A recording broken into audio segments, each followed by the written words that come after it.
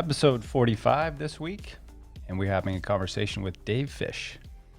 Dave Fish, retired men's Harvard tennis coach. Harvard. I think he was the coach. We'll find out. I think he was the coach for 102 years. But makes me jealous. He has good hair. Looks much younger than me. Does he? Yes, he has good hair. With I think he just has more hair. more hair. He has. Dave, do you have good hair? Has hair. With dedicated, donated so much time to worthy causes. But I would say that it pretty much launched the UTR, the white paper. He did so much work with a document that kept getting around to more and more people. It made more and more sense. I guess I would say this, that we could give him a call. That if I had the privilege of making a hypothetical list of who could be the commissioner of tennis, because we do need one to tie all the alphabet soup together. I think we're pretty much these days just in one lane, teaching, coaching. But I think Dave Fish would be on the list to help tennis out. Bright guy, so well spoken. We could talk about many things, but excited to have him on. Yeah, I'll give him a call here. Call Boston. I'm dealing with a little hay fever, so may have a few sniffles and sneezes here today. I apologize. I'll turn away from the microphone if that happens. If you're watching on YouTube, then there'll be a couple of seconds where you won't see my face, as you say, my face for radio. You have the face for TV. So I know you'll be heartbroken, YouTubers. But all right, let's give Dave a call. How's that sound, Steven? Sounds good. All right, I like your attitude right now. Here we go. Joe Namath. I get better looking every day. That was the title of his first book.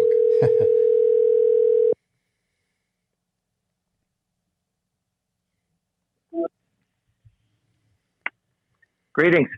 Dave Fish, welcome to the GreatBase Tennis Podcast. Dave Fish. Thank you, Steve. Great to have you with us here. Thanks, Andy. Yeah, good to have you. Thanks for taking the time to chat with us. We're just talking about your hairline. For a guy who coached at Harvard for 102 years, it's amazing he's got a full head of hair. My wife colors her hair a little bit, but she keeps kidding me about the gray that's showing up in my hair. I probably have more gray hair than you do. Yeah. I got a lot. No. I look like a gremlin.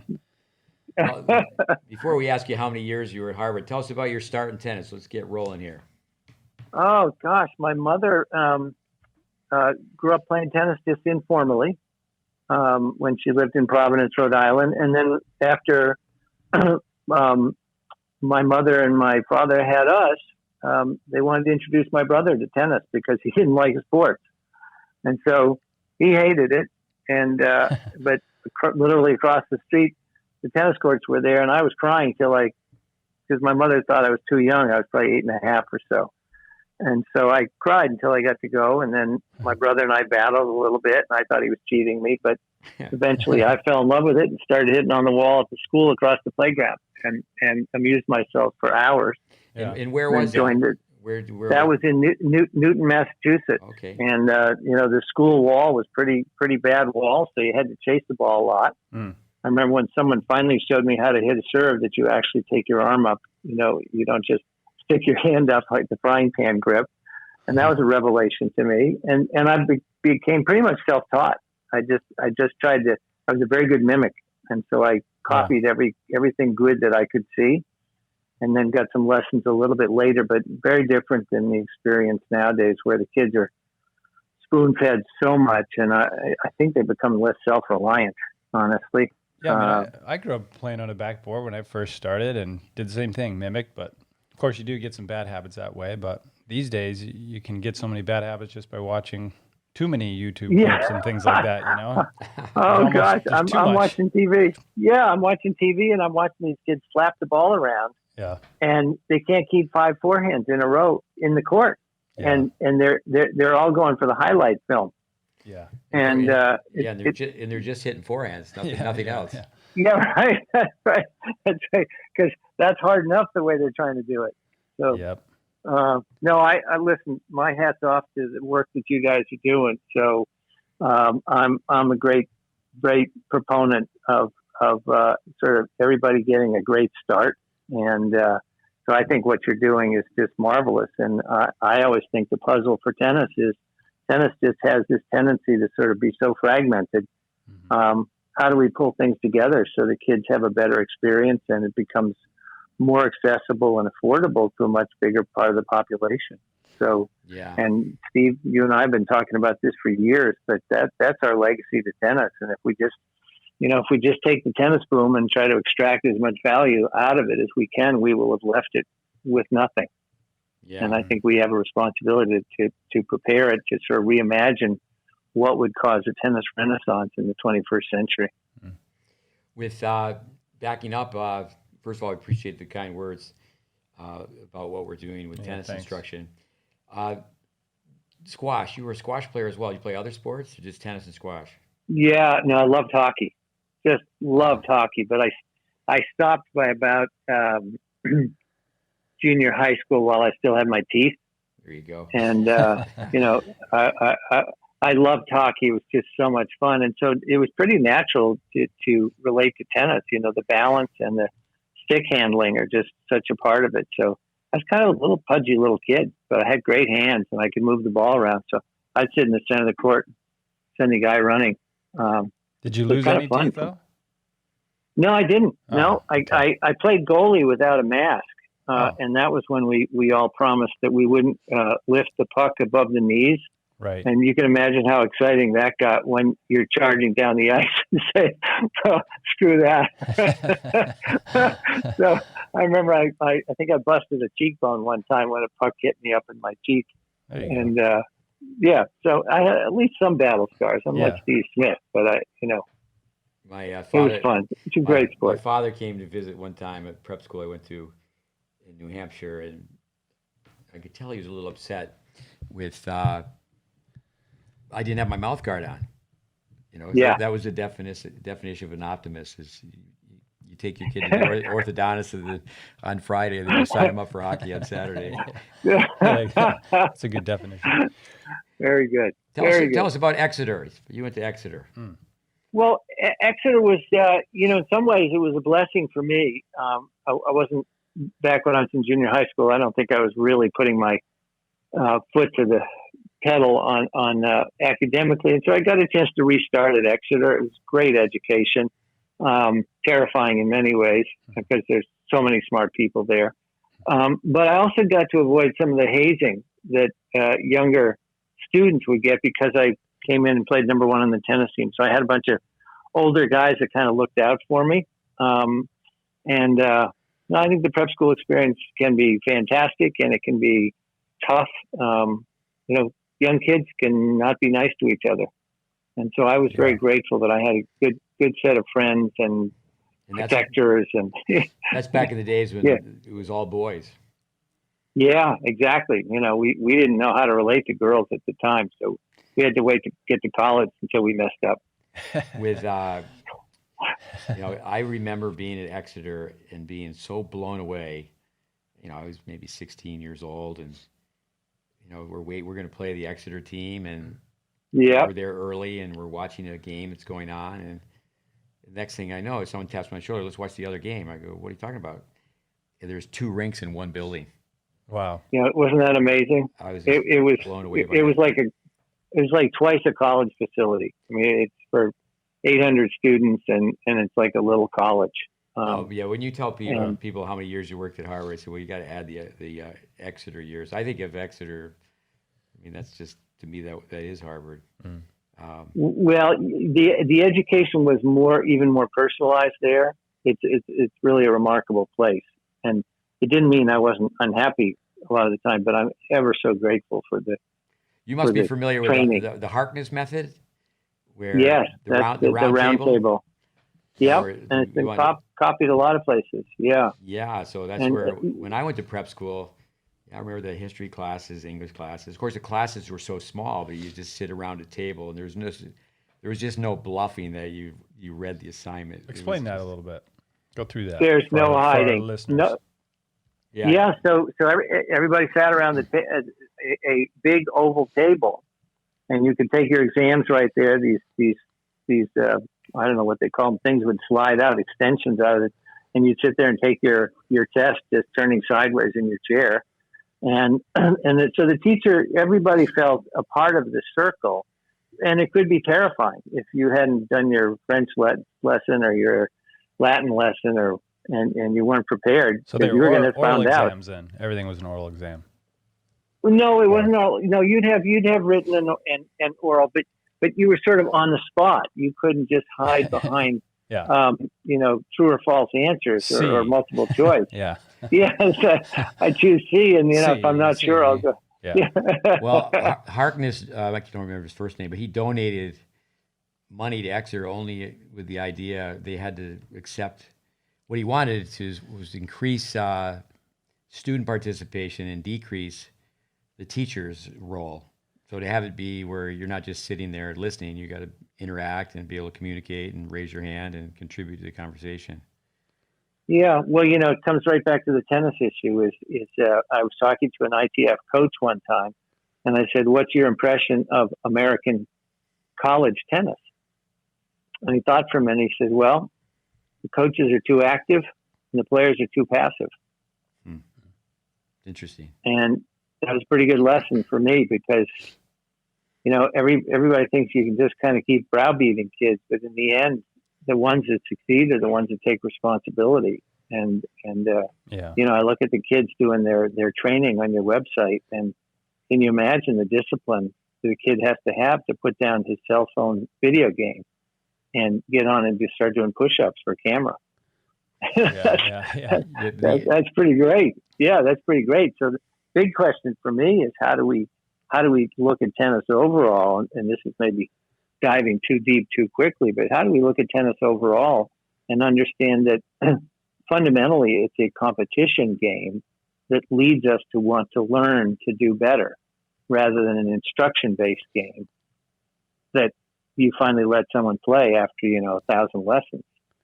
And I think that's how we've kind of we've done it backwards in tennis, unlike baseball or something. So you have to have a great foundation, but you got to remember it's still about learning to play, putting the ball where you want to, and understanding your basic science, which is what you guys focus on. That's what we always say: the learn to play versus play to learn. Yeah, well, I think you have to come at it from both angles. I like Andy's a movie buff.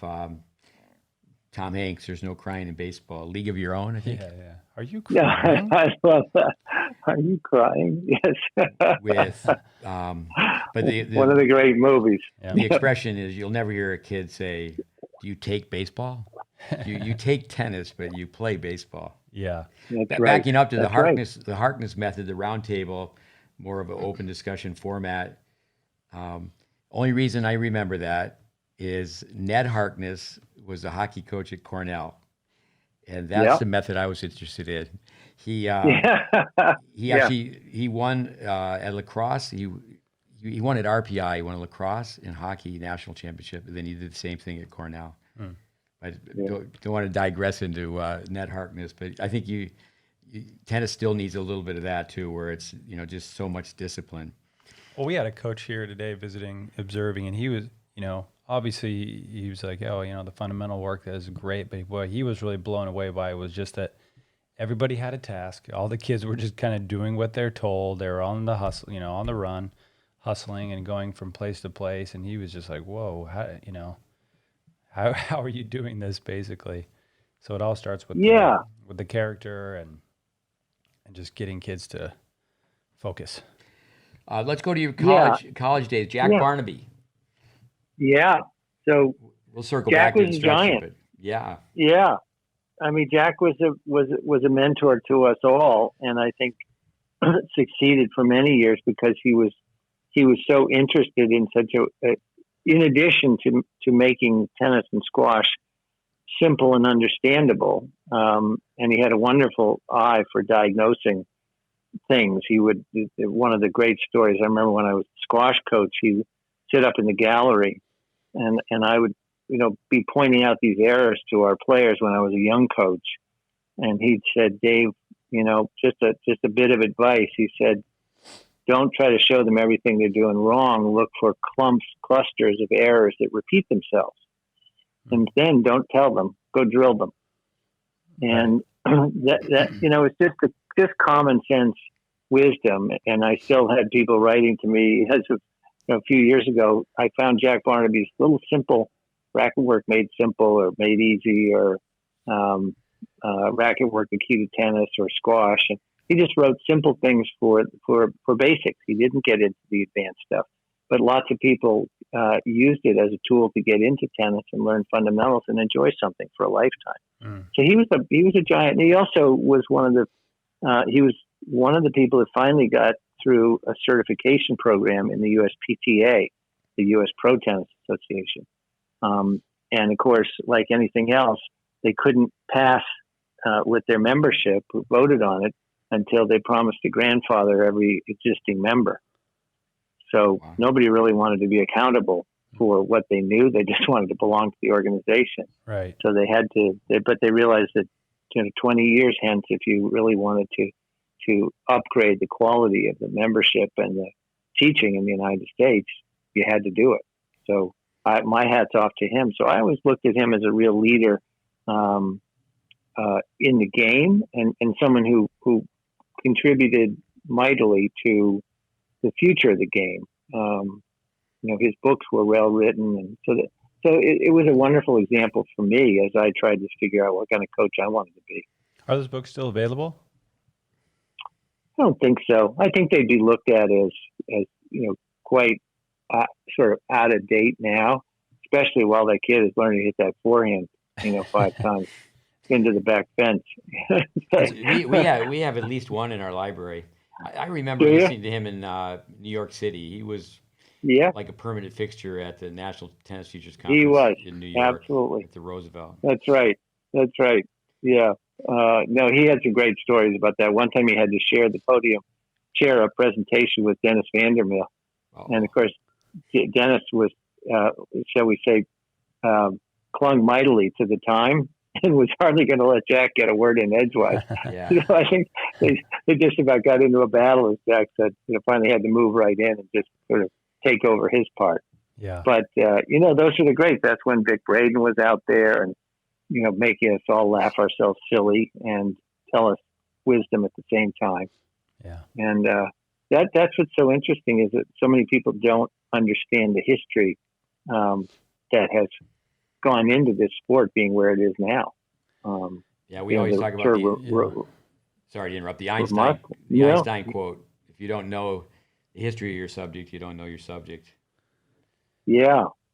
So I always think that we have a kind of responsibility, and in a little bit, sometimes it sounds like, oh, the old guys are talking, but really, most cultures actually honor that knowledge and listen to it. I was watching Dances with Wolves the other day, and watching the kind of wisdom of the elders, and I think that's really what we're missing in tennis. We got a lot of young people making a lot of decisions, and they really don't have much background for it. So they get excited about these, electronic gadgets and analytics and everything else, but that fundamentally doesn't change the game. It helps them. Yeah. There's no question. It helps at the higher levels to have that kind of analytics. But as far as changing the sort of rank and file experience of most tennis players, it doesn't have much impact. Yeah, I mean, there are definitely new tools, right? But it's like, how do you implement those tools? And that's where someone with experience is going to be able to do that. Like video is tribe. Yeah, but Andy, like for instance, the video that's available now, the slow motion. Yeah. It's insane. It used to cost $10,000 to have a camera like that. Now I can do it on my iPhone. No, exactly. My phone does 1,000 frames a second. Wow. Crazy. Yeah. So these things we would have killed for that kind of tool. Yeah. And those are marvelous contributions. Yep. And so, absolutely, without question, the technology of rackets and everything have caused us all to be able to play longer and better. And the knowledge about sports physiology, having Federer or Tom Brady or someone, it's incredible how long they can play well. Yeah, to recover. And so those are all good. Now, I didn't mean to cast an aspersion on all improvements, not at all. But I mean understanding sort of all the racket tools that they have that show how fast your racket's swinging and stuff. if you get back to the fundamentals, that's going to have a much bigger impact on your swing than the other thing. Exactly. I think that's all I meant. Yeah. How many after your playing days? How many years were you the assistant coach? How many years were you the head coach? So I was 2 years as the assistant to Jack Barnaby before he retired, and then I didn't get thrown out for 42 years after that. Wow. No, it was great, and as you know, Steve, I wanted to leave while I still had plenty of energy to dedicate myself to these other things that we believe are important. And coaching is wonderful, but I don't miss sitting out recruiting in Florida sun, for 10-hour days. Yeah. So, there's a time and a place for everything. And so and I'm also glad that I missed this terrible COVID time as a coach, because boy, these coaches have gone through hell, just tough, wondering, whether they're going to catch COVID. They want their teams to compete, and everybody did their best to keep tennis going. But boy, what a once in a generation experience. Yeah. So let me see if I can do the Harvard math here. So it was 2 years as the assistant and 42 as the head coach? Yeah. So that's 44. Then it took you 9 years to graduate? Did you get through it? You got through it? Actually, I know it. I got through it in 4 years. Yes, it was, but 2 of my 4 years had student strikes. We actually didn't take exams because it was during the Vietnam War and the invasion of Cambodia. And so, student unrest, and we look at the unrest now, and I thought I would never see unrest like that again after the 60s. Yeah, but you're a couple years older than I am. One time, one of my brothers was home on a Monday, and my father said, "What are you doing home? Why aren't you back in school?" And he goes, "I'm on strike." And he goes, my father goes, "No, you're not. Get back in your car. You're not on strike." That's right. Get back in the school. He said, "No, the school's shut down, Dad. The school's not open." So then how many years were you at Exeter? 3 years. So 3 years. So I didn't go. It's a 4-year, but half the class comes in in the third year. But I count that as Harvard. So that's 51 by my math. That's a few years. Yeah, it's a couple of years. Couple of years. Intercollegiate Tennis Hall of Fame. What would you say that if you had to say, okay, here are 3 things? You certainly should write a book on 42 years to coach at Harvard. But if you just point out a few things from that experience that the listeners would like to hear, be beneficial to them. Well, I tend to approach it very humbly. I always hoped that by the end of my career, I could have become the coach that I wanted to be at the beginning of it. And so it was always dedicated toward learning.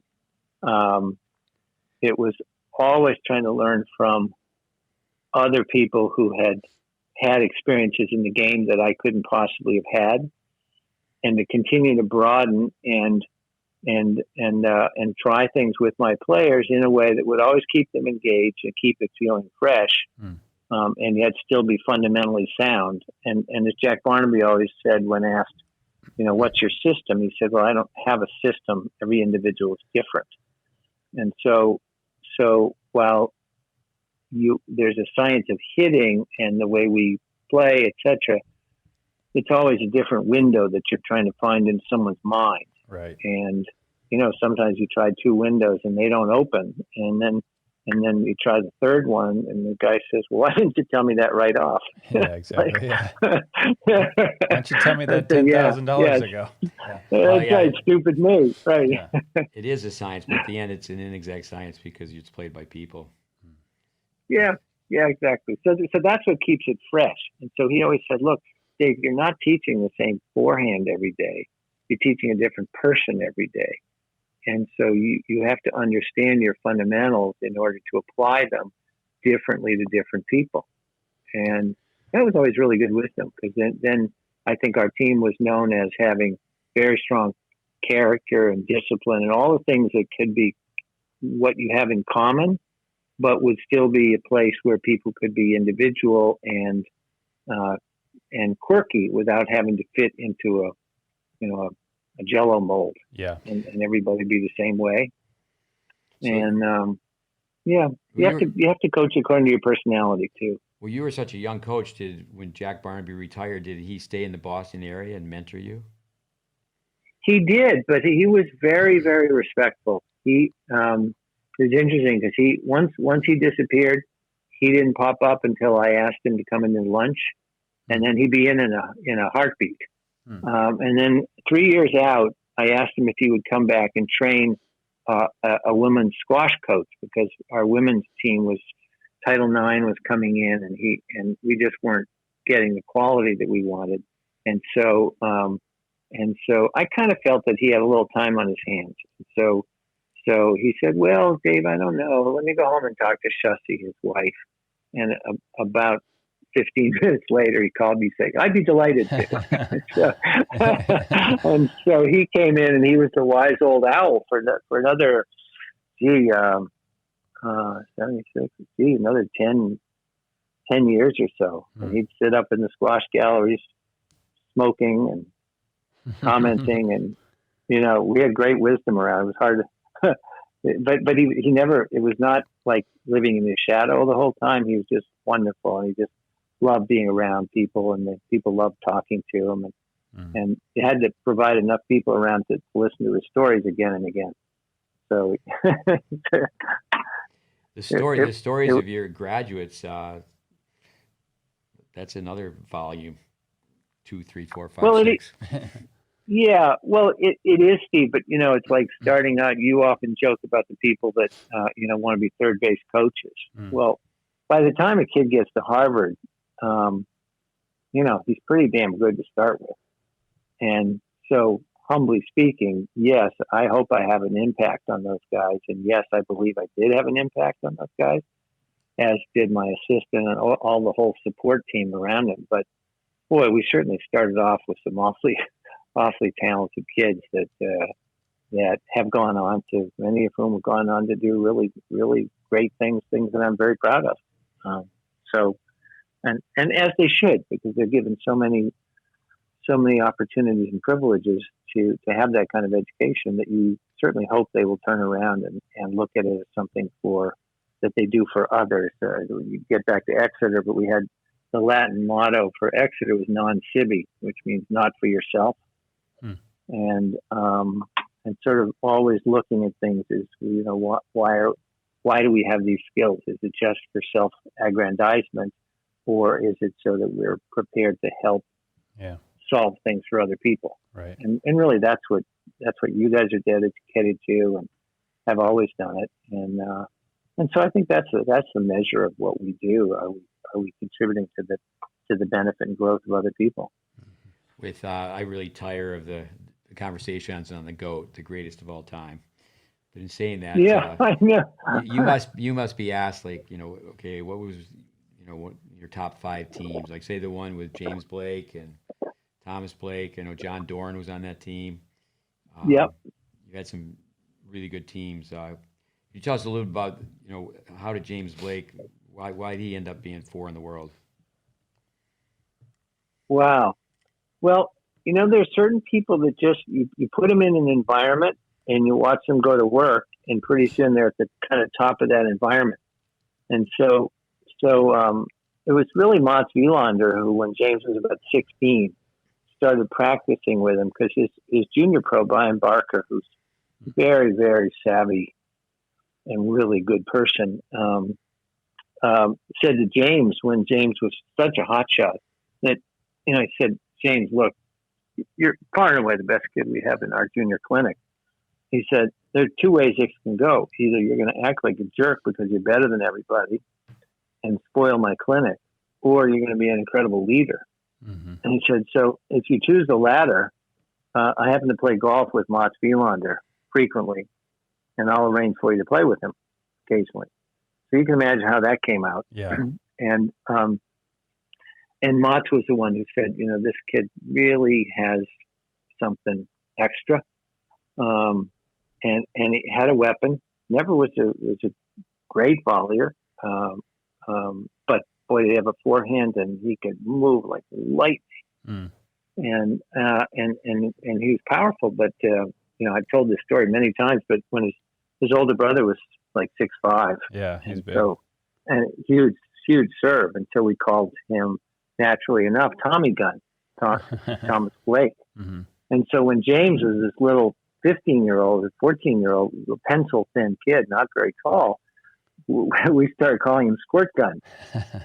so that didn't last very long. Once he got to Harvard, the guy's just ripping holes through people. So, so we always tried to be teaching congruently with Brian Barker, who had engineered his ability to stay in love with tennis too. I mean, the dad had really pushed maybe too hard early on, and James was not liking tennis.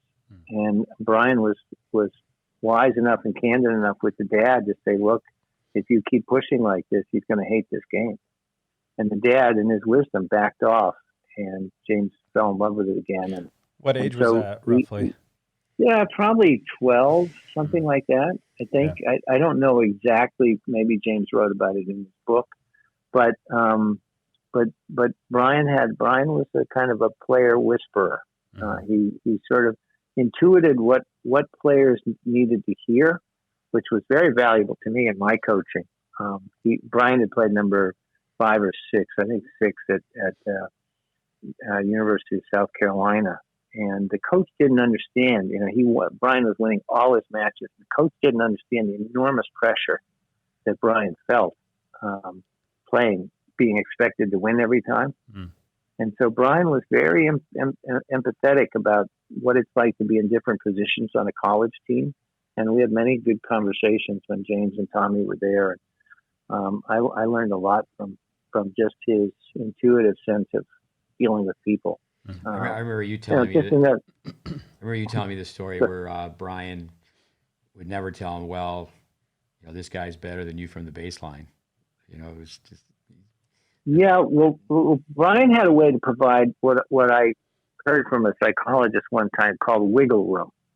That is, by wiggle room, he said, if you give a kid, a pencil at the end of summer vacation, and you said, write an essay on what you did last summer, they'll get 50 words. If you give them a red pen and a black pen, and you give them the same assignment, say choose whichever pen you like, they'll write 100 words. And so that became a concept that I used.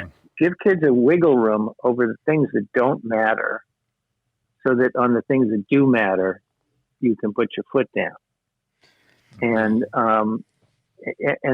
that always helped me when I was dealing with the team, because you realize, well, there are certain decisions you can leave to the captains and everybody else. You don't have to be making decisions about everything. And so So I'll tell you a story. The mom's name's Betty, right?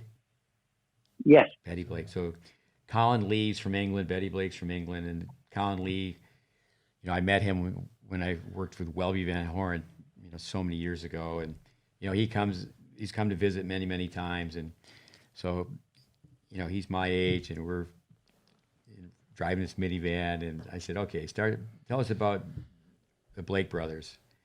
And, because he taught at the club, and so he's going on, and I look in the rear view mirror, and every kid's got a headset on, and they're listening to music, and I go, oh no! I mean, I think that's too many gadgets. And this was several years ago now. I mean, it was here's someone who observed these guys growing up, and was on the same staff with a mom teaching tennis, and but that's. And I just love to hear the stories, the backstories on how people get from point A to point B. Yeah,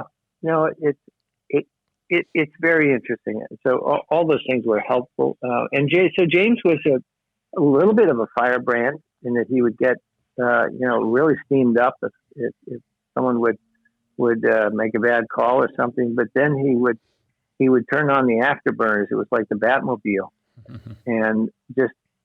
So I think we only saw him lose 2 times his second year before he turned pro. And one time his back was hurting him, and he lost a very good lefty out in California.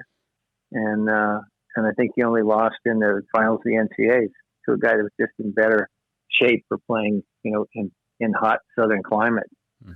than he was, and lost 6-4 in the third to Jeff Morrison, who was a very fine player for Florida. Yeah, it's always tough when the northern teams have to play. They come Yeah, down in May and have to play outdoors. Right.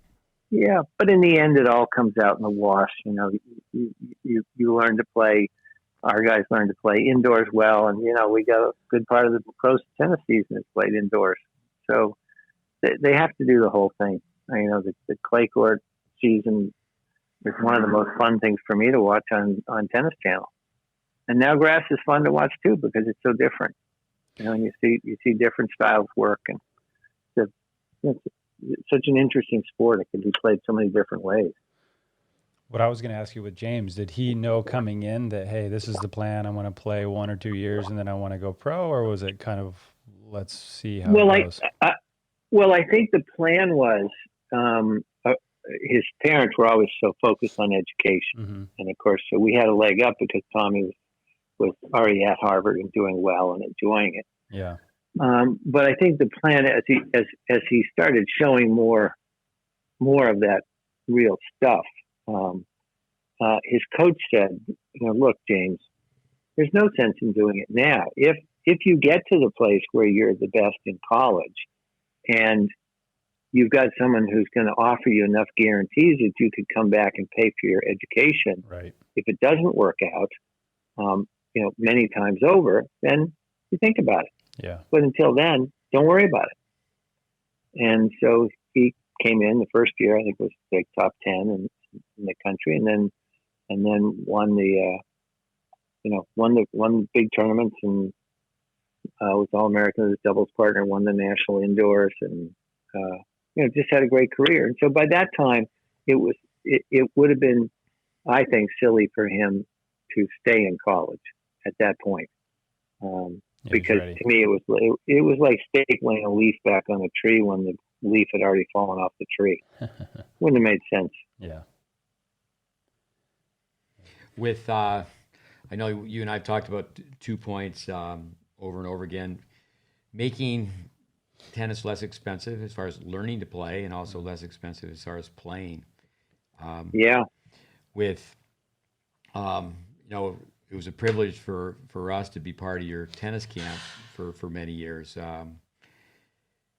I think with COVID, I think that, yes, there are examples where you could teach, 24 people at one time, and peer teaching and the buddy system. Why don't you just touch a little bit upon the GreatBase at your tennis camp? Yeah. So, it was very fortunate. Gordon Graham found out about you. I didn't know much about what you had done, and then we were fortunate enough to bring you in, which opened my eyes enormously. A little bit like Steve Denton, who said, I thought I knew a lot about tennis before I met Steve, and so you came in, and really it was like pouring a pitcher until it was full 10 times over. So it was way too much for us to absorb. Of course, I'm transcribing madly on my computer as Steve is giving the lectures.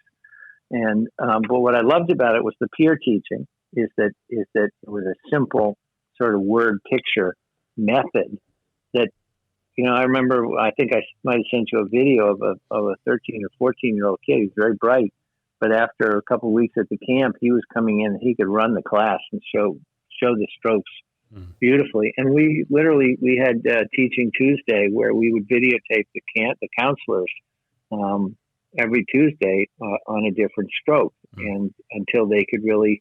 And we had some hilarious laughs reviewing it before camp started.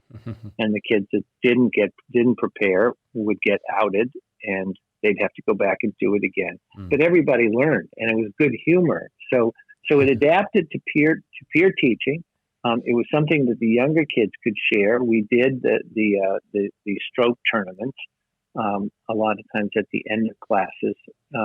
And what we recognized very quickly was that you can't bring someone in like Steve for 2 or 3 days and train people and then hope that it will stick through the rest of the summer.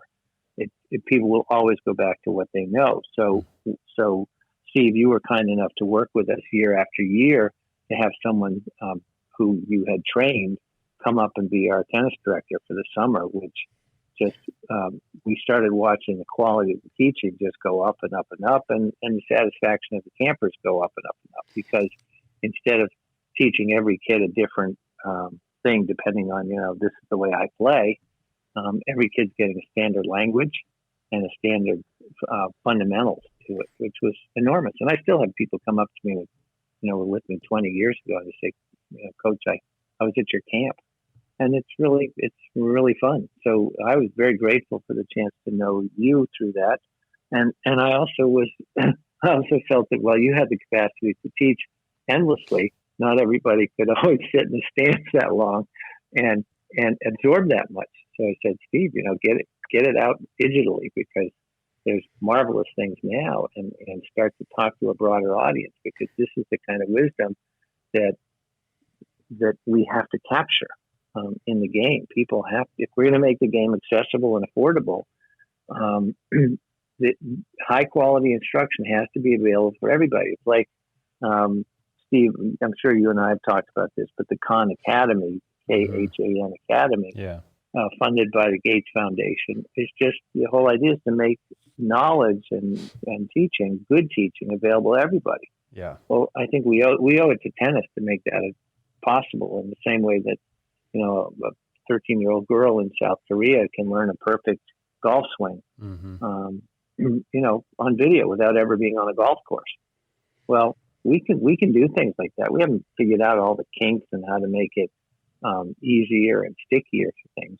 So that's the part that makes tennis more affordable potentially as we do it. But the other part, as you and I talked about, Steve, is that it's the infrastructure, the delivery system of competition here that is so unaffordable here. Kids are chasing points around the country. Yeah. And if you ever want to think about it, it's nice. It's a nice story of a Francis Tiafo, whose dad was the custodian at the JTCC down in Maryland. But that's the exception that proves the rule. If you want to bring kids up, you have to give them local access to competition. You can't make it affordable only to the wealthy or to those people, who have shown so much talent that a foundation will pick up their play. Their expenses it was a very expensive system. Yeah. And that's why, Steve, when you sent Connor over to France and got to play tournaments, well, that's why he became good. He got exposed to a much better system, and he wasn't dependent on chasing points in the USTA system. And there are many people. It's interesting. The college coaches who know better often send their kids off to those experiences, and they just know that that if you're really wealthy here, you can send your kids to all these ITF tournaments and things. But in general, if you're not, you're kind of stuck. There are other people who have many more advantages than you. And so that's been my sort of 11-year journey, is how do you take a concept like UTR and level-based play and hope that somehow the system will eventually realize that we're 60 years behind Europe in providing this kind of easy access to good competition, independent of age or gender. I mean, to me, that's the most obvious conclusion that anybody could ever have, is that system beats ours hands down every day and Sunday. Yeah. And still, after 11 years, we're still arguing about whether UTR is more accurate than the USTA's algorithm for NTRP, or whether the world tennis number is going to change everything. Yeah, it's unfortunate. To me, it's just missing the forest for the trees. Yeah. Well, I think the two things, instruction and competition, I do think that it should, and you and I have talked about this so much, it should be easier to regulate competition, to regulate instruction. Going back to Gordon Graham, for listeners, he was the women's tennis coach, and he was recruiting Liberty Svecki, who we coached for a long, long time. And so our small staff, I just sit all the coaches on the bleachers and say, Gordon, be all right if our coaches ask you some questions. But I just had my whistle, and then practice ran without the players. So I actually think the Harkness method of the round table, where it's minimal involvement with the teacher and the maximum for the students, that's the Khan Academy too. It's just to flip it. That's just to turn it exactly. around. Yeah. So Gordon went back, and you as a partner running the tennis camp said, hey, I watched him run practice, and he just blows the whistle, and people pair up, and they just go to work. And that's where, coming back to 24 people, one instructor, the private lesson was 7,200 square feet, and now a private lesson typically is $100. That's just not going to grow the game. No. It's not going to grow the game. Well, like what you're saying, Dave, sorry, I was just going to say your one point with instruction and with Barnaby, saying like, oh, well, everybody's different, and that's true. You've got to coach the individual, and everybody has different brain types and how they take information, but there's got to be some underlying fundamentals that everybody can agree upon. Yeah. Yeah. That's just physical laws and the dimensions of the court. Those things stay constant. And yeah, there's a marvelous book called the Roots of the Game. Steve, I don't know whether I mentioned this one to you, but it's called The Roots of the Game from Blue Bloods to Blue Collars. And it's talking about the marvelous growth of tennis in St. Louis. Dwight Davis, who donated the Davis Cup when he was a student at Harvard in 1900, went on to a wonderful career and then became a real philanthropic champion in St. Louis, where they started building all sorts of access for kids in the public parks. And they had an armory downtown that was all, I think, 2 or 3 just all wood courts. And it became the hub where kids were developed and kids were taught. But one of the coaches there taught the kids table tennis before they would ever let them get on a tennis court. But there are also these pictures, marvelous pictures from old times with people out there teaching, 30 or 40 people on a court, all the same thing. And I remember watching the Australians do the same thing in group lessons. That's how they introduce people to it. That's what makes tennis affordable when you do that. Right. And now we've turned it into a business where people make a lot of money, but it's made the players very passive. And it's tough not to talk about the good old days. But I remember taking a lesson that maybe I'd get a lesson a week, and I would work like heck in between. Yep. Oftentimes because I'd pay for half the lesson. Yeah. And it was manageable cost, but I would pay for it because my parents wanted me to invest something in it. Yeah, it's like people want to have there's a danger in doing too much for people.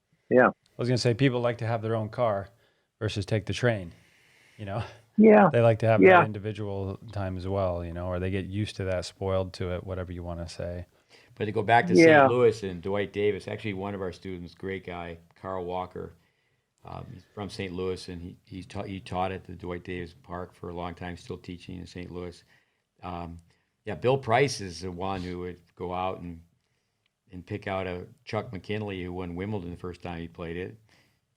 But that was back in the days where it was a hobby coach where he'd pick out the shortstop with real talented kids, just like his brother, Bobby. And the story I understand is, if you buy a ping pong table, you play ping pong with these grips, and you come and watch me teach on the weekends, and then you show that dedication.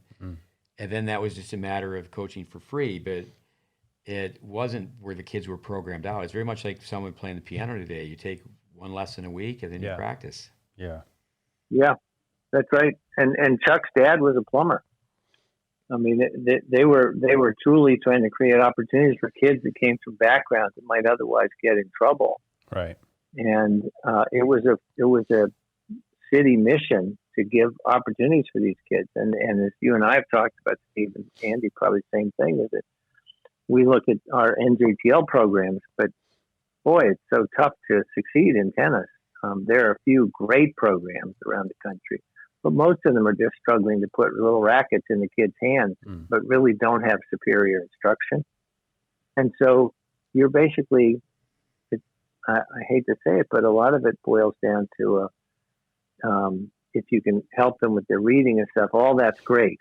I don't mean to diminish the efforts of all the really great people, but until you can reasonably connect it with a high level of tennis instruction, you really haven't fulfilled the promise of getting kids to learn the secret of being disciplined in something and the confidence that they get from being disciplined and being able to accomplish something. Yeah. Dave, could you repeat the name of that book, Roots of the Game? Yeah, Roots of the Game, from blue bloods to blue collars. And I got it on Amazon, I think, but it's a lovely coffee table book with beautiful pictures. And it just gives you a sense that if we don't understand what went into making the tennis boom in the past, we really won't have a clue for how to create this renaissance of tennis in the future. And the answers are pretty much under our nose. I mean, there's no question that kids are challenged with their activities and video games and music and everything else, but there's still a fundamental desire for kids when they get exposed to something, to do something, to invest in something that's hard, not something that's easy. Yeah. And when you can hit the right button with kids and challenge them and make it accessible, they'll go miles for that. And but that's the essence of good teaching. Teaching is subverting kids into learning something that they might not otherwise be able to do on their own. Dave, could you that's the challenge, yeah. With Dave Howell in the beginning days of the UTR and how it's basically connected to the French system and your white paper and all the years it took you to get it launched. Could you just talk about the beginning days of the UTR and kind of where it is now? Go ahead. Yeah, well, it's an interesting journey. It's a little bit like the COVID virus. At first it was an idea that I learned about from Dave Howell. I actually learned from Daryl Cummings, who was a collegiate peer of mine down at Old Dominion University. And he was telling me about this thing called universal tennis. I said, what the heck's that? And he said, well, you should talk to Dave Howell. So in probably an hour on the phone with Dave Howell, I learned more about what was missing in our system and which was available in something like the French system and several other federations. But I really hadn't known anything about it. Chuck Creasy, one of our Hall of Fame coaches, who's really one of the very creative minds in tennis, had told me the difference between a rating and a ranking, and it had always struck me that if you're in a system where everybody's ranked numerically, it's pretty neat if you're in the top 10. But if you're at 288, it's kind of a buzzkill. Yeah. Whereas a rating could let a kid feel very good about being a level 7, and even if he's a level 7 with 100,000 other people, right? He just knows I have to get better at this next level, or the execution of my backhand down the line with everybody stepping around to hit forehands. That's how I move from level to level. So it's not as intimidating, and so that was sort of a magic moment for me. And as I talked to Dave Howell, I learned so much about what we could do better. And I saw that the light bulb went off for me. I said, gee, it's not just a national rating system. This could be international, because then we have a common language as a college coach for understanding how good a kid is, whether he's coming from Moscow or Melbourne or Minneapolis or Miami. Right. And so it was an instant, no-brainer for me. And so I had been very involved in the collegiate board and said, first of all, it always seemed a crime that junior players were not interacting with their college peers, because I saw how well people developed in college and really good college programs. It's like this Dominic Kopfer from Germany. He was in the top 100 in Germany juniors. Nobody thought he was going to be a guy that would make the quarters at the U.S. Open. So there's tremendous talent in college, and it actually got developed in these very competitive systems where you gave them enough good competition. They had the good support of good coaches and trainers and psychologists and sports medicine. And then you have people like Cameron Norrie and James Blake and Todd Martin who come out of college, and they've done what has not happened pretty much in these national player development systems like USDA.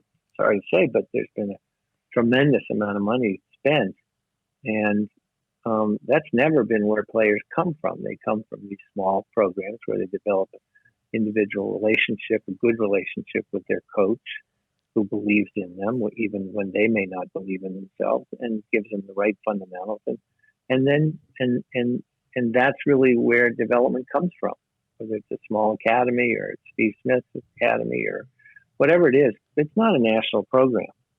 The national program could be unbelievably helpful to player development if it facilitated more of this local opportunity to interact with older, stronger, smarter players. So to get back to UTR, back to your original question, Steve, I said that one thing I knew for true, that we couldn't ever affect any change in college significantly as long as everybody was just haranguing each other at these meetings. And the one thing I knew for sure is if I write something down, it can have legs. So I took it upon myself to write a very detailed position paper, a white paper on the need for a national rating system in the United States and the impact that it could have on the affordability and accessibility of tennis for people at all levels socioeconomically. And I read it now and I make the same case. I wouldn't change a word in it. And so it's true. It's just that the tennis world has this tendency to each keep vying for who's in control. So it's very, it feels very threatened by innovation, and tends to kind of block it out. And so I worked with Dave Howell and to sort of popularize it with college tennis coaches who saw its value. And then as kids realized, gee, the college coaches are looking at my UTR, I better pay attention to it. And then their parents pay attention to it. And I still think that there are miles to go in terms of making the rating system really increase the affordability of tennis. I don't think that it has yet happened. The potential is always there, but it's been somewhat disappointing to me to see that right now it's going after, the higher level play, and it hasn't percolated down to really making more kids in these national junior tennis and learning, kids at risk programs to provide more opportunities for these kids. The potential is all there to do it, but tennis world tends to just kind of be very inertial and not want to change. And even the U.S. junior development pathway still doesn't understand that you would have an instant huge savings if you could have your junior players interacting with college players more frequently. And the U.S. could be supporting a program like that and build a system on par with the European countries, and build a dynamo in 10 years. So it always mystifies me that they keep trying the same old things. It's just people get used to it, and then they can't conceive of a world without kids chasing points, and which unfortunately always benefits the people who can afford to travel to chase those points. Right. And so it seems so simple, but it seems like it's so difficult for people in the U.S. to comprehend it. And there are certain natural roadblocks, which this is why change is so hard. But if you look at, as long as a kid has to chase points to get to Kalamazoo or to San Diego or the girls' 18 championships, you can have level-based tournaments like UTR. But if you're not getting any points, that kid is not able to get to Kalamazoo. Yeah.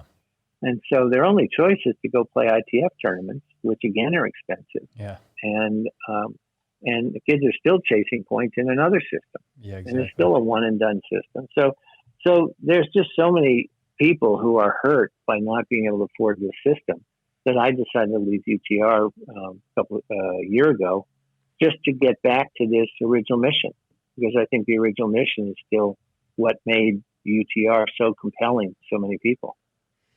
And why the ITF? Why a world number? I was told it was because of the problems possibly with gambling. But why would there be more alphabet soup? Why would there be now a new? I think because they couldn't, they didn't like the idea of working with a for-profit company as the world standard, and so they decided we have to control this space ourselves. And so it's an example of the redundancy that happens in the tennis world because it seems to be more about control rather than finding ways to work together. I think, yeah, it saddens me. What I was going to say is, capitalism is not perfect. I know we need to make a living, but the UTR, I think, is a little bit of the wild, wild west right now, where the entry fees, it seems like the director can make the entry fee whatever they want it to be. Is that true? Yeah. Well, from what I can see, the sales model says, well, you can charge whatever you want to and have as many kids as you want to, but the whole notion of the way the French system is built is that you're put into rounds of tournaments, a staggered entry round, based on your rating, and so you're guaranteed to have someone that you maybe a little bit better than. We call it the nervous match, and then if you beat that kid you're a little better than, you get to play someone you're pretty even with, and then whoever wins that one gets to have a stretch match. The kid that you're probably going to lose to.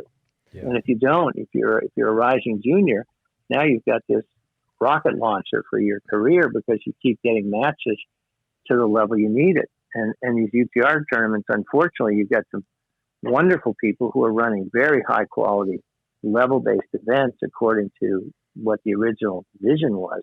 But then you've got other people 3 miles down the road who are saying, everybody welcome, and they're getting not good competitive ratios in the event. And so, and my big bone is that there's an anxiety about playing down, because instead of giving the kids a system of regular competition where they get a chance to play someone that they're a little better than, and then earn the opportunity to play someone they're even and then better with, the way the French system was, these individual one-match contests immediately produce anxiety in 50% of the kids playing. But the higher rated kid says, well, I have only to lose here. Yeah, exactly. So they've lost perspective on what ratings really mean. And so the ratings are like the tail wagging the dog. and furthermore, that when you put out a rating on a daily basis that changes to 1/100th of a decimal point, you're conveying that if that is important to you as a company, it must therefore be important to parents and kids. And it's not. It's not even slightly relevant to kids. You just want to make sure you get the kid in the right seat on the bus. Yeah, it just seems to me the focus needs to be more on skill acquisition and finding matches. Like we were, talking with David Anderson a number of weeks back, and he was just saying, we need to go back to the future. We need to go back where, clubs, places had ladders, competitive ladders where you could play and just call up to your friend and play. I mean, I know when I first started playing at a club, I played, doubles with local women, and it was fun. So exactly. Needs to have a focus on skill acquisition, fundamentals, and then go from there. Really, that's what people are concerned about. Can you serve? Do you have a palm up serve? Can you hit topspin? Can you hit a volley and an overhead? That's right. There was a photo. And go ahead. Go ahead, Dave. No, I was just saying that you need to give kids opportunities to experiment. Like we talked with Novak Djokovic early on when he was thinking about, do I invest in UTR? We were just still at early stages. But he said, well, you can't measure everything. Kids have to have a way to experiment with things. Mm-hmm. And that's the danger. If you measure everything, there's no space to breathe. Yeah. There's no space to try your topspin backhand if you've been used to slicing. Yeah. And so you go in France and your rating's going to stay the same for 6 months. You might as well go ahead and try your topspin backhand. Mm-hmm. Maybe you lose a few matches, but you're going to learn to develop the confidence to do it. Exactly. There's a photo. And so, go ahead. Yeah, go ahead. I'm sorry. There's a photo. Larry Ellison, he's sitting with John McEnroe. On the other side is Bill Gates. So McEnroe is sitting between these two gentlemen. And, Larry Ellison, if he's in the top 5 in the world with money, maybe I just don't understand. But I thought the UTR would be nonprofit and, self-rating, just like in golf. I mean, certainly people would sandbag and they would find a way to cheat. But if someone said they're an 11 on the UTR, it would just take a New York minute to watch them play and know that they're not an 11. Yeah. But Yeah. We had a few college coaches here today, and we told them about our afternoon plans, and we told them we were going to be talking to you. And the last time we spoke, I said, it sounds to me like you have the key. Why don't they just let you turn the key? In other words, have it maybe stratified where one weekend of the month in this place we're sitting in Orlando, so Greater Orlando, that like the French system where you X amount of players get in. It's not a matter of winning the tournament. It's a matter of getting matches, not getting the 2-inch trophy. Yeah. And if you end up in the quarters of that first week of the month, then you move on to the next month, or the next week. Yep. And then it's the fourth. Right. It's the fourth week. But I think that's where, for me, I think too many tennis teachers, too many coaches, I'll make more money running a tournament, so they stop coaching. Okay, I'll be in the air conditioning. I'll charge people $100 entry fee, and I'll make more money running the tournament. And then it's saturated. It just seems like it's not organized. So that's where I told these coaches they're visiting. I said, I think Dave Fish just has the key. He knows how to make it work. I guess, one, if you could expound upon that, am I close in summarizing? And Yeah, you are. It's not rocket science. You have to provide people with a sufficient number of opportunities to play in level-based events, such that if they do well, they have another challenge ahead of them. If they don't do as well, they can drop back and play in a slightly less challenging system, just like the Khan Academy works. If a kid is a little slower and doesn't intuitively grasp something, the algorithm of the computer breaks it down into smaller steps so that player can, so that student can master something. And a good level-based system simply says, look, we have to build a system that is good for everybody here, not just the elite. It's not just a zero-sum game. So we have to provide an environment locally that invites people to come in and puts enough carrots at the top in terms of good players. And you can do that by adding a sweetener called a little bit of prize money. And now you've got a system that welcomes everybody. And the kids, the kids in France that come to the Orange Bowl, they may win the Orange Bowl, but they don't think their career is being built on winning the Orange Bowl. They can't wait to go back to France to play someone else to see if they can improve their classement, their rating. Right. And so to me, the answers are quite simple, but the levers of influence and power are quite complicated to change.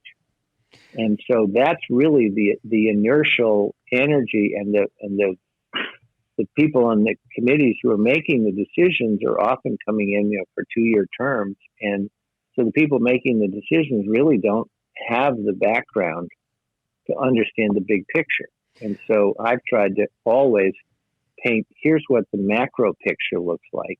And now let's begin breaking it down into its component pieces so that you have a local circuit, say around the Boston area, that you could have another one around New York, you could have another one around Washington, D.C. and Philadelphia. And if it was sufficient to meet the needs for 90% of the players there locally, because, you've got 14-year-olds playing against D3 and college players or, good college women, then the stars should be able to play in regular prize money opportunities in regional circuits. And that's where tennis used to be before the ATP and the ITF began to work together to demand that people chase points internationally. Because as soon as that happened, within 1 or 2 years, the best regional amateur circuits all began to dry up around the globe. And that was the Pacific Northwest. It's now just a shell of its former self. But it used to be a place where all the Stanford players would go, the University of Washington players. They would go and they could play and play and play. And if they were good enough, they would realize, I'm ready to go to a higher level. Yeah. And that's really the only way. You look at Italy right now. Italy has enough lower level prize money tournaments, pro tournaments at the future and challenger level, enough so that no Italian has to leave the country 52 weeks of the year. Mm-hmm. Spain used to do the same thing. Maybe they still do. There's a few spots where they have futures every week. There's a few spots like that. And if you don't like what your own country is doing, you can travel across what in the United States is a state border and what in Europe is a national border. Yeah. And you can go find a prize money event elsewhere. In Belgium, you can find 2 prize money tournaments in Brussels on a given weekend. Coming back to John McEnroe sitting between Ellison and Gates, did you ever have a chance? I mean, UTR powered by Oracle, and Oracle's Larry Ellison.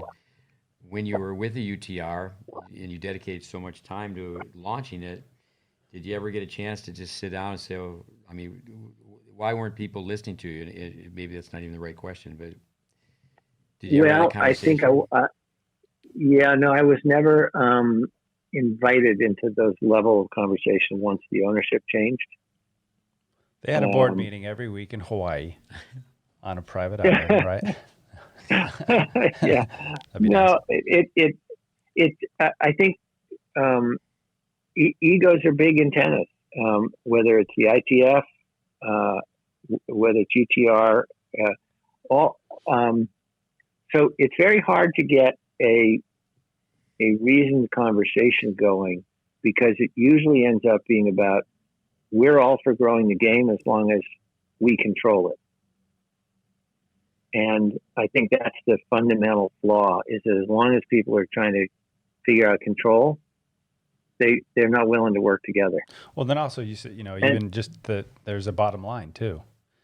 If someone comes in for 2 years and they've got to make it successful financially, then. Yes. And so I think you have to have a long term. And I think that, if you look at the way we handled vaccinations finally in the United States, there had to be combinations of government, which let's say the analog would be the USTA, the USTA working in partnership with private businesses who could actually operationalize some of the things that the government needed to be in there to provide that infrastructure and the support. But there are so many places that could help make tennis better, but nobody's working together.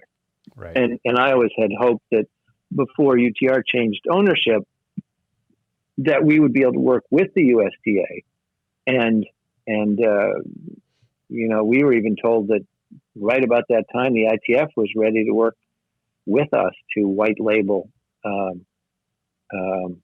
the UTR, have it be the international tennis number, the world tennis number, powered by UTR.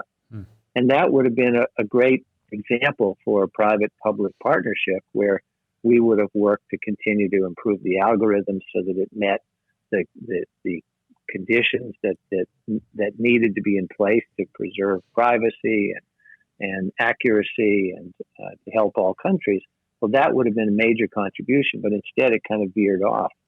And the ITF didn't really want to work with UTR. The USTA didn't want to work with UTR. And so you have this sort of continuing fragmentation that happens. And so as a result, we've never solved those issues for the juniors who are anxious about playing down. Yeah. And so this is where until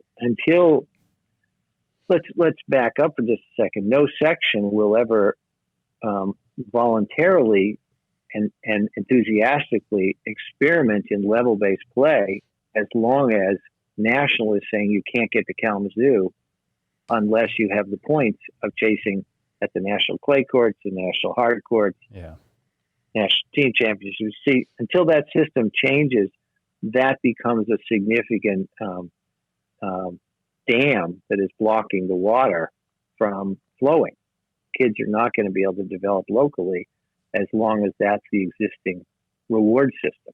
Yeah. And so you have to have a bigger conversation, and Michael Dowse needs to understand these are the pieces that have to be in place. These are the dams that have to be taken down in order to let the water flow so that people can find their own level. And so at some point, I hope that, rational minds will prevail, and they'll put together a group, and certainly I would hope to be part of that to because it makes sense to everybody, but not everybody's in the conversation or the boardroom where they're making decisions. When you talk about, so I think the answer down there is a public-private cooperative relationship. Because I don't think these federations are going to be equipped financially to build the kind of tools that are going to build a tennis renaissance in the 21st century. When you talk about anxiety playing down, I was taught this by juniors. I didn't realize when kids get to the point where they've lost 6 games, they'll pull out and fake injury because they know if they lose 7 games, their UTR is going down. Yeah. But you see, that's also a myth. We've tried so hard. That's really? Complete myth. Okay. Yeah. All right. Myth busting today here on and we put out. I wrote an article about this, and how to use your UTR, not be used by it. And I was in a national tournament one time, and a kid says, I reached the threshold. He's got 7 games. Well, the 7 games was merely a way that Dave Howell said, let's look at any competitive structure like 14 and under play. Let's look at a 14 under tournament and say how many of those matches in that 14 and under tournament reached let's call it a ballpark, say 7 games, maybe 1 game more than half the games you need to win the match. How many of the matches in that tournament reached the competitive threshold? And the results were just so disappointing at a high school level. 18 to 20% of the matches were competitive, which meant you were playing 4 out of 5 bad matches that just were not competitive. One kid's getting humiliated, the other kid's getting bored. At the USTA district level, it was like 27%. So again, 3 out of 4 matches were not very good. Get up to sectional level, maybe it goes up to 35%. So you're still getting 2 out of 3 matches are not really optimizing your experience. And then you look at the level-based systems like college tennis and the pros, and they're reaching it at the Grand Slam level or the ITA, collegiate NCAA level. They reach it 70% of the time. Yeah. And on the women's side, they reach it about 60%, something like that. And so the productivity of kids who are being brought up in that system, you don't have to be a Philadelphia lawyer to understand that if you put one kid in system A and one kid in system B, a kid in system A who gets the better diet of competitive matches on a regular basis, like they're getting in Europe on a daily and weekly basis. Yeah. You don't even try to compete after that. It's so obvious. So that's what alarms me is we can miss something and be literally 60 years behind Europe and not know it. Yeah.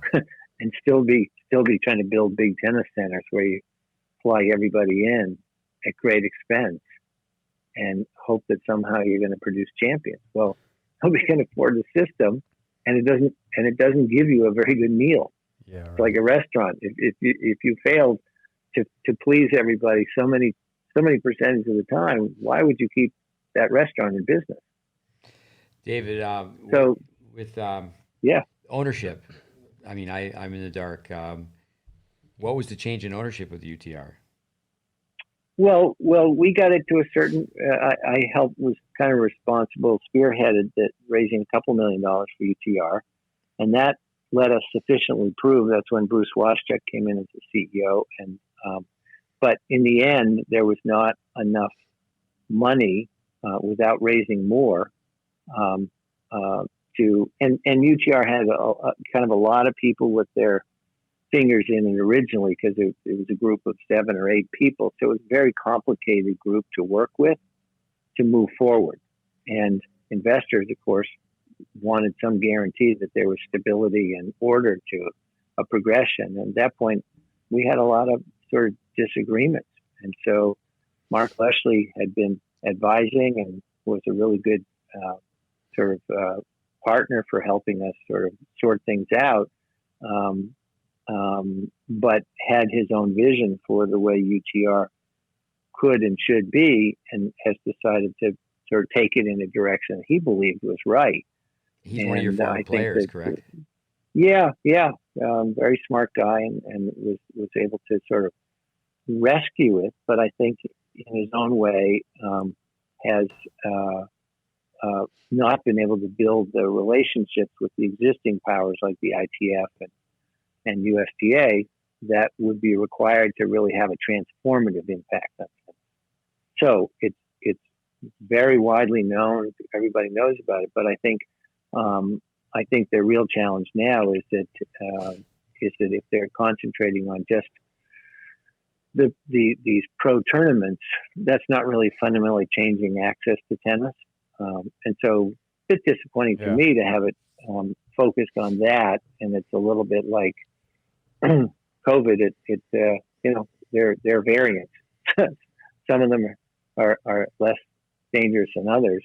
And so I would hope the UTR would come back and sort itself out, because I'm not sure I have any greater confidence that the ITF's world tennis number is going to have any real impact. I think that 95% of the world really doesn't care about a rating. They want to have a great experience.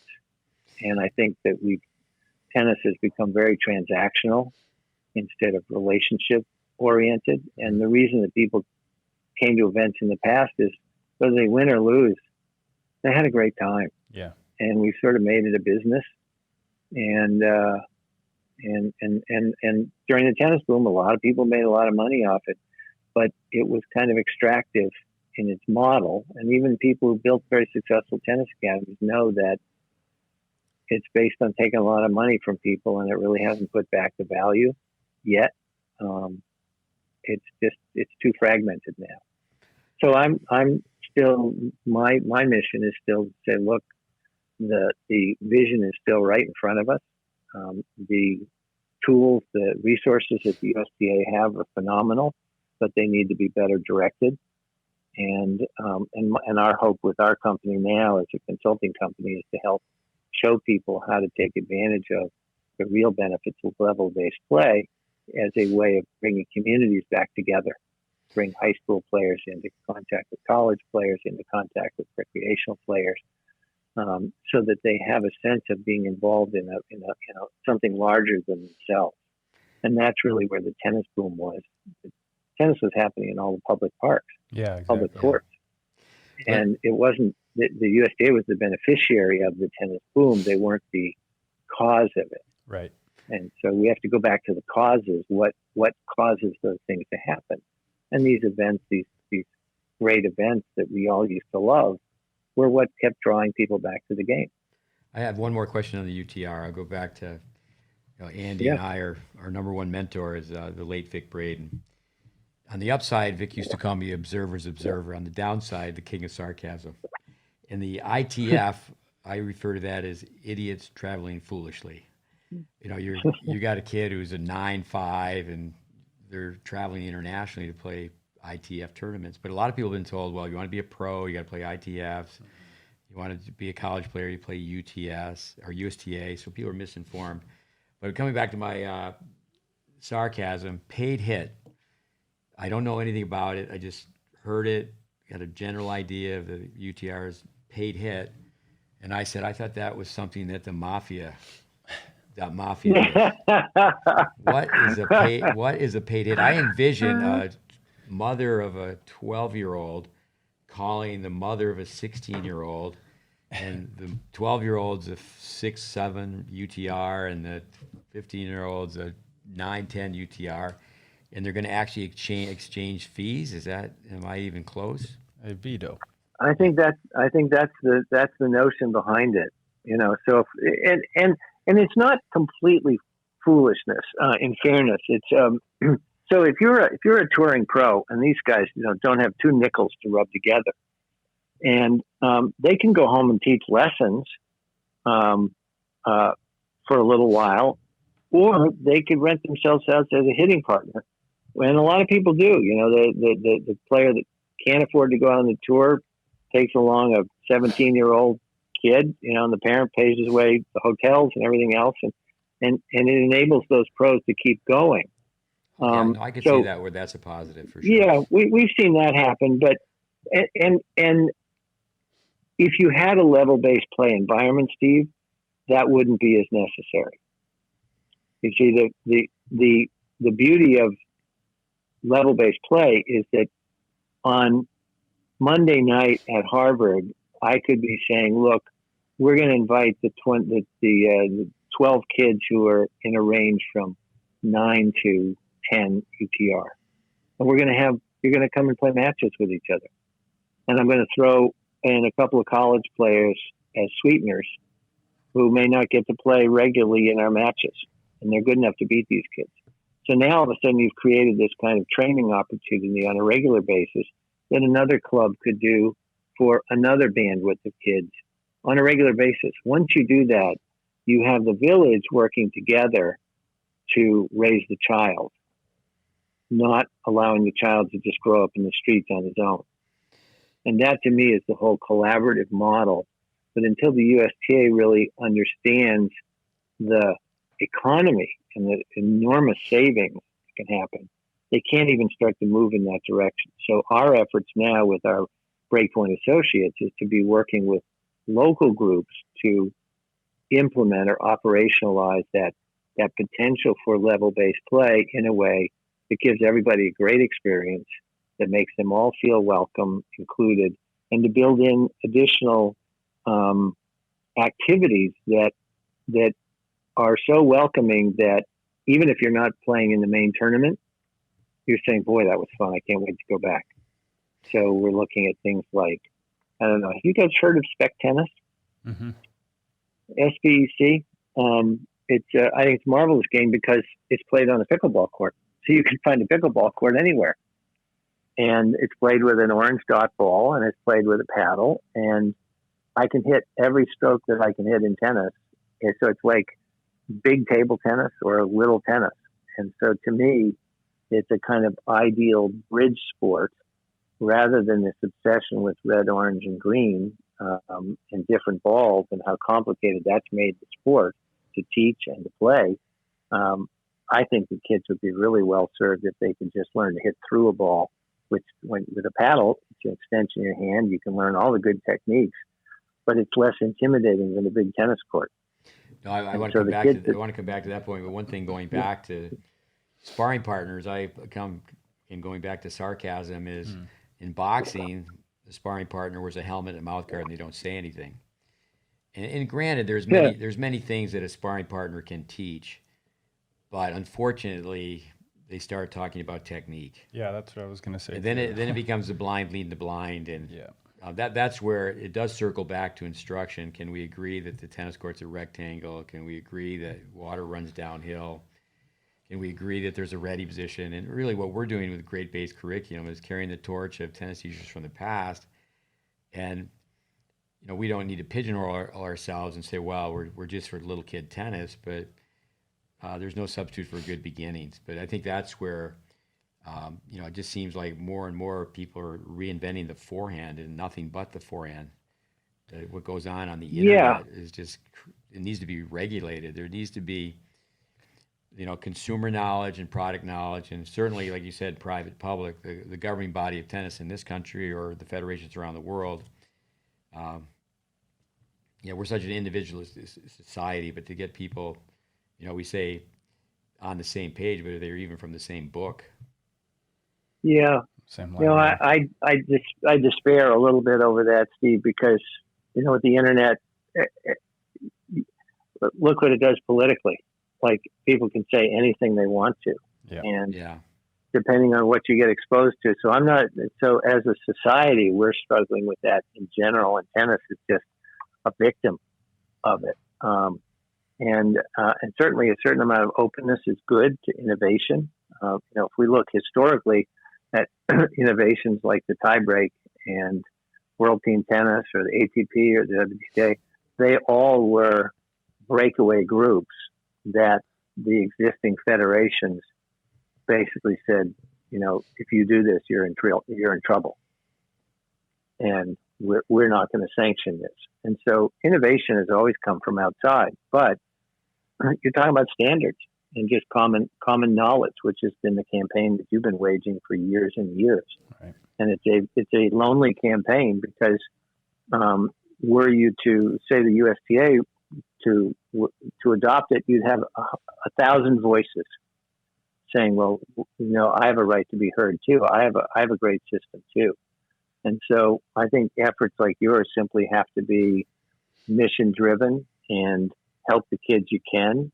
And I still think that we are in the process of learning how to connect these pieces together so that they get more access to the kids at these NJTLs. And, you've got Javier Palenque, who's writing about the number of Hispanic and different cultural groups that are going to comprise the United States increasingly. Yeah. And we have to find a way to reach those people. Yeah. And it's not going to be through making tennis more expensive or through, more cameras on court. It's going to be, how do you make it available for the masses in a way that's fun? And how do you make it affordable? I mean, we've got kids in Boston that can't get out of Dorchester, let alone Boston. So tell them there's a tournament out in Worcester and it's out of their lifetime. Yeah. So there has to be, we're working on ways to operationalize these kind of micro circuits so the kids can get competition at a level they need, and see if we can sort of rebuild tennis community by community in small ways, in a way that eventually will provide an example to the larger federations. Hey, you don't start off with some program like That Generation to boil the ocean. That hasn't changed anything. It's a nice idea, but it was never tested to see whether it would work. So it's used an awful lot of resources. I think $30 million is what the phrase that goes around. Yeah. And instead, we need to make these things happen at a local level and take advantage of local sponsors and local patrons and local facilities and do a better job at the grassroots. And so programs like yours are fundamental to that. Javier was here recently to visit with us. I like yourself, not going back quite as far as you, but he's really made a study of what we've assembled.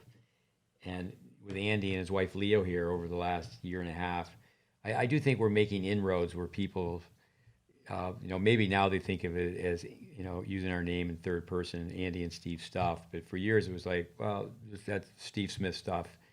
And it's really not. I mean, what we put together is. Yeah, no, I get it. Yep. Yeah. Yep. With, so it's a hard battle, but I think this is what it's like. These things have to be slow burns, because they're not romantic, sexy notions that a young person could put on a PowerPoint and get people excited in the boardroom. They're not. They're just hard, heavy, slogging lifting. A mission or vision for us is that, you should be able to teach tennis on the sidewalk. You should be able to teach tennis in a field, in a garage, a basement. Yeah, sandlot sports. I think, mom and dad don't have to be intimidated from the tennis parent who's climbing the fence and all that. But and I think we just have to provide local examples for that. Is that tennis has always been, we've got these special events like Ojai in California. Well, those have been kept alive. They're wonderful traditions that literally make people stick with the game because they're so much fun. And we need to bring back more of those heirloom events, that quality of local participation and the pool party and the barbecue, all those things that cause kids that, even if they lose first, they can't wait to come back and try it again. Mm-hmm. And that's the essence of youth sports. And there was an article recently said that these traveling teams really increase inequality, whereas the local town teams increase diversity. Mm-hmm. And that's what COVID showed. And, these things all shut down because nobody could afford or dare to travel. Mm-hmm. And if we go back to same old, it'll still be the wealthy will have an advantage, and the kids that really might become champions are kind of out of luck. Yeah. And so that's why we have to kind of keep fighting against the grain every week with what we're doing. Well, you've been at it a long time. Actually, the first time I ever met you, you came to the Vic Braden Tennis College, Coda de Casa. Must have been around 1980. I think the gentleman's name is Don Unger. Don Usher. Usher. Yep. Okay. And I was assigned. Yep. I was assigned to spend a few hours with you, and then you spent the rest of the day with Vic. But that was many years ago. Oh, that's so amazing! What a champ that guy was. Just sort of for the good of everybody, and we need more people like that. Yeah, no, I mean, certainly Vic's work when it comes down to just because the science behind it, it's still relevant. Actually, Sinead McCain, she was one of the directors, a nice gal from Ireland. Yeah. We put up a clip of her on Facebook today, teaching kids teaching kids, and said that we're going to interview you. And great! But I looked at a video, and Andy, because he's been doing so much work, is now people are going back and looking at our old videos.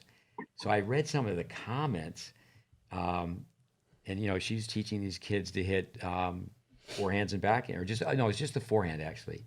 And one of them was young Victor Lilov, and he went on to, win a national USTA title. He won the Orange Bowl. Really? He won the La Petite, and we have that all documented. And oh my God, that's so good. So that's wonderful. No, we have a tape how to practice at home, and it just was. It was just a story of circumstance where here he is at 8 years old and here he is at 12. And I love that. But they were just throwing Vic under the bus. It was like, that was for tennis in the 1930s. And if they, it's like this young kid, Sebastian Corda, he could improve his serve a little bit, but he's like a model student. I remember Matt Clore telling us a story that he had a chance to watch Simple Strokes. His father work with them. And they're just rallying in slow motion. The dad's tapping the ball several times, and hit it soft, and end up on balance. And but there has to be instruction. There has to be instruction. I mean, the guy's got what a beautiful game. I just can't wait to watch him mature, and on balance, not rushed. Well, I could ask you just a couple questions. We've got to wind it down here, but how do you get into Harvard? Yeah. Money, just money. No, no. It's amazing. People don't understand that Harvard is thought to be elitist, but it's got the most generous financial aid system in the world as far as access. It's not like Europe where everything's free, but for families from lower and middle income families, it's just amazingly generous, and it's got the money to be generous. So, and it should be setting an example like that. But I played a guy in a tennis tournament this weekend, and he sells lovely man. He sells and buys and sells used tennis balls. He buys them from clubs and he sells them to schools who put them, under the chairs so that they're not scratching the floor. Right. And his daughter went to Harvard, came out of Brockton, which is where Rocky Marciano came out of. It's a blue collar city in Massachusetts. And now his daughter is one of the world COVID experts after getting a Fulbright scholarship at Harvard. And she went because she was good enough to get in there. And there are people that just take advantage of opportunities, and Harvard's one of those places where it's a great set of opportunities, and you meet people where they might be helpful in realizing those dreams or getting those things with Harvard going. And Carnegie Hall. How do you get there? Practice. But that story, I was staying at your house, and you and your wife Bonnie, you go to set up the tennis camp. You leave like at 4 a.m. Seriously. Yeah. And then you have you leave your other car for me to drive in, and I'm going to leave at 7 a.m. And I think that was back before GPS, or maybe I didn't even know how to use GPS. One of the two. Yeah, right. I think it was the latter for sure. So anyway, come on, Mr. AOL. I stop I have to pay a toll, and I asked the gentleman at the toll gate. I said, "How do you get to Harvard?" And he goes, "That's easy. You just study." That's awesome. Yeah. Connor and my son Connor was with me at one of those training sessions. I went 5 years in a row, and I tell people, I spoke during the Harvard commencement.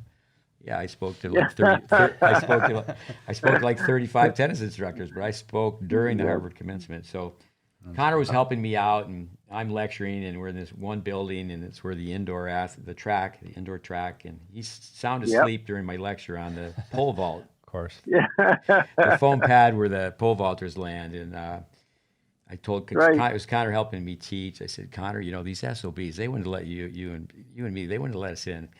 Connor and I, we thought SAT stood for Saturday, but this Scholastic Aptitude Test.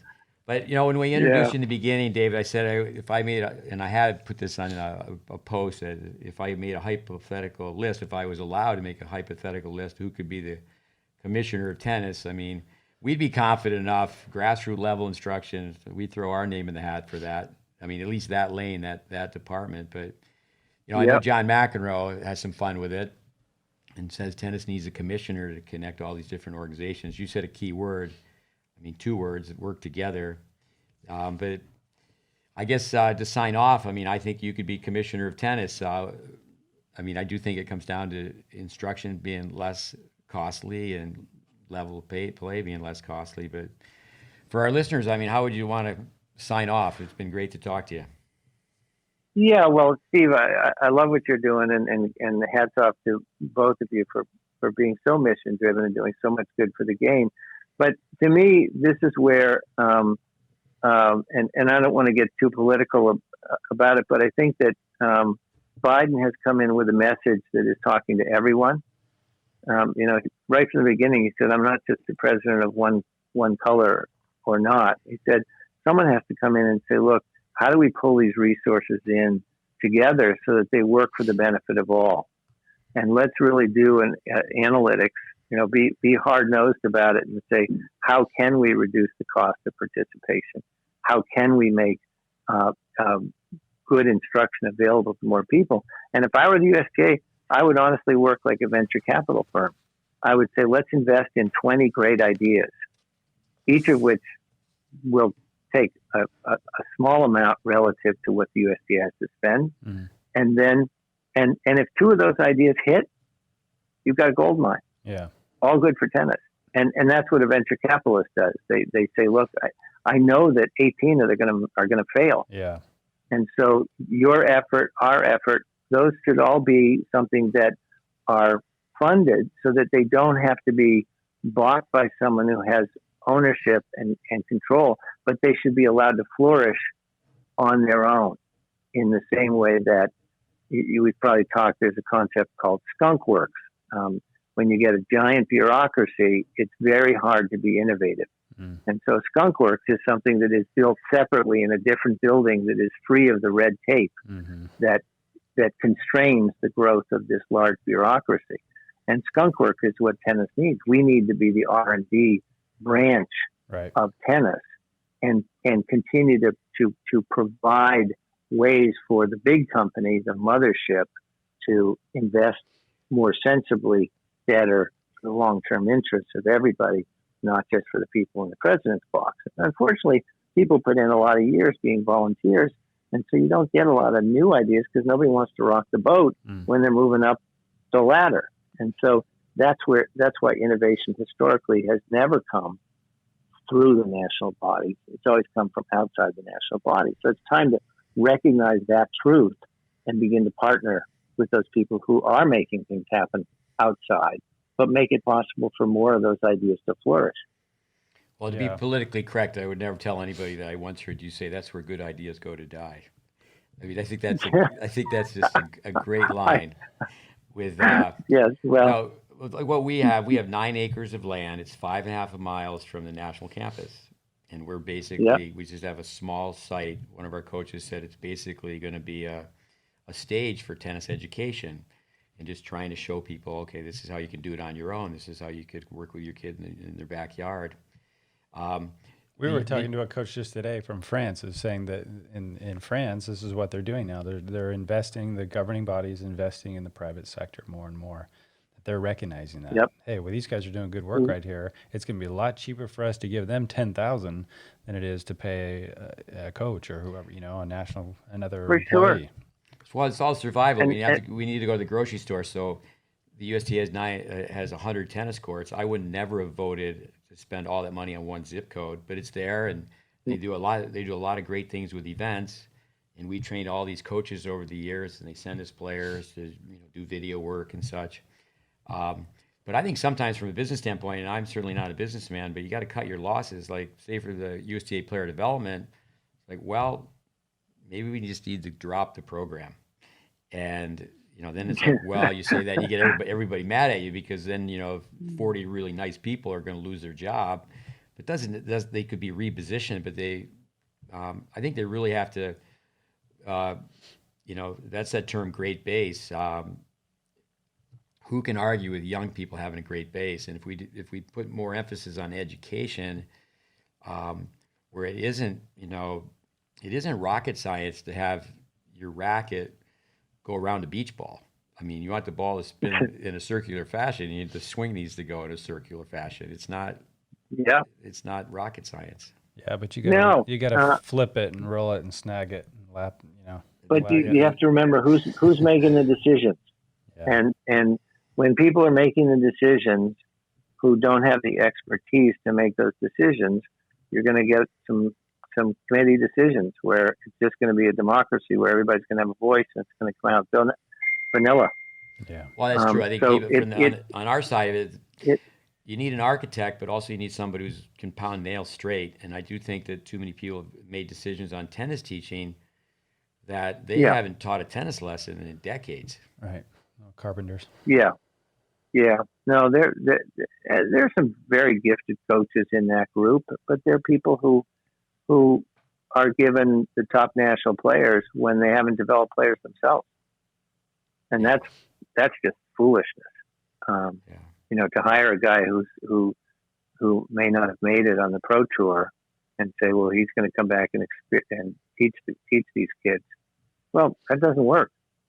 Doesn't work. But it goes back to your Catholic education idea, Steve. It's all give kids the foundation to get to first base properly, and the excellent will continue to excel, and they'll develop their own idiosyncratic strokes like Sampras. But in the beginning, cookie cutter works. Well, the Catholic idea, that's a Jesuit line, is just give us the first 7 years. Yeah. And typically when you meet someone, the first 7 years, you meet a kid who's 14 years old, and you find out their parents have paid all this money for camps and clinics and lessons, and it's almost like a redo. Their forehand and backhand are so inefficient. I know. Yeah, but that's that same rule. It's much easier to raise a healthy child than it is to fix a broken one. Say that again. It's much harder it's much better, easier to raise a healthy child than it is to fix a broken one. Yeah. Dave Fisher, wise guy. Yeah. I should say with lots of wisdom. A wise guy. Lots of wisdom. You're a wise guy. No. Well, it's been fun talking to you guys. I wish you luck, and I'm always trying to encourage people to understand the real science behind the game. I know it's been great for me as a coach, and so I appreciate everything you do, and I look forward to helping you in the future. I appreciate the time. Oh, thanks. Our listeners will greatly benefit from listening to you. Thanks so much. Terrific. All right. All the best. All the best. Thank you. Bye-bye. Bye. Thanks. Bye-bye. Bye. Harvard. Bright guy. I think we went over the 45 minutes, we do have some people that are telling us that they really enjoy these podcasts. But a lot of important issues, there, and that's why, the conversation should continue, needs to continue. Yeah, a very smart guy that Dave Fish recommended to spend time with us told me that, I was saying, well, we're looking for feedback on the podcast and, to make them shorter. And, he said, well, this is the platform to do it this way. Certainly I think Instagram, sometimes you're putting something up that's less than a minute, correct? Sure, yeah. I just have to do more editing, that's all, with the podcast, or hire an editor. No, it was great. It was a great conversation with Dave. Fun to hear his background with Harvard. It was so, long, 42 years, a long time. Some things with James Blake there as well, but Yeah. When you think of somebody being able in a position like that for so long, that in itself is just hats off. Yeah, exactly. Stay in one place. Yeah. Well, folks. Thank you. Yeah, Thank you, Dave Fish. Appreciate you listening. Great. And Dave, thank you again. Harvard. And until next time, check us out online. Give us a rating if you can take a couple of minutes. We'd appreciate that. Trying to get the word out. And we will see you in the next one. Thank you, Dave Fish. Awesome. Adios, amigos.